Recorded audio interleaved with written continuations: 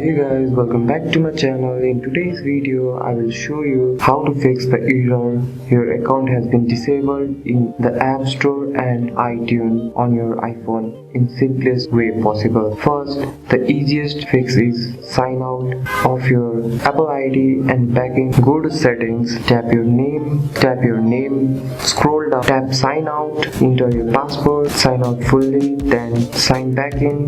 Many times the error disappears right after this. Next, Apple sometimes disable account because of payment issue. To check it, go to settings, tap on your name, tap on payment or shipping. Make sure your card is valid. If it expired or declined, replace it with a new one. This is one of the most common reason for this error. Sometimes a subscription or past purchase did not go through. For that, open settings, tap on your name, tap on media and purchases. If you see anything like billing problem, fix it by updating your payment info. Once corrected, your account will reactivate. A quick reset App Store setting also clears issue without deleting your data. If nothing works, you must verify your identity with Apple on Safari, and for that go to iforgot.apple.com. Enter your Apple ID. For the steps, unlock your account. Apple will ask for your password or security code. Once verified, your account get